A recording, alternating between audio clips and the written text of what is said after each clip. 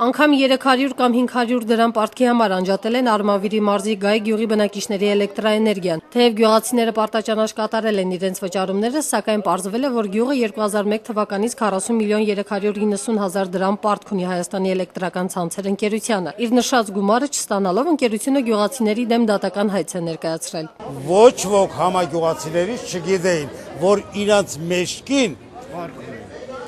գախնի պարտքեր ա գրված։ Գյուղացիները համոզված են, որ Հայաստանի էլեկտրական ցանցեր ընկերությունը կոռումպացված կառույց է եւ իրենցից չհիմնավորված գումարներ է պահանջում։ Այսօր գյուղացիները Սերժ Սարգսյանի նստավայրի մոտ են եկել իրենց կատարած վճարումների ստացականներով։ Նրանց ներկայացրած կտրոնների վրա նշված է վճարված գումարի չափը, սակայն մնացորդի, այսինքն պարտքի տողը Հայաստանի էլեկտրական ցանցեր ընկերությունը դատարկ է թողել։ Մնացորդը զերոյական ա եղել ու հանկարծ խաբար են արել, նամակներ են ուղարկել, թե այսքան դու ես պարկ Կիրակոս, այսքան դու ես պարկ Մարտիրոս։ Գյուղացիներին զարմացրել ու զայրացրել է այն, թե եթե իրենք պարտք են այդքան խոշոր գումար, ինչու իրենց այդ մասին երբևիցե չի զգուշացվել։ Այսօրվա բողոքի ակցիայի մասնակիցները դիմել են էներգետիկայի եւ բնական պաշարների նախարարություն։ Խնդիրը պարզելու նպատակով նախարար Արմեն Մովսիսյանի որոշմամբ կազմվել է հանձնաժողով, որի անդամներից մեկը կատարված աշխատանքների մասին ԱՄԵԿ+-ին այսօր ասաց. Ես իրավասու չեմ,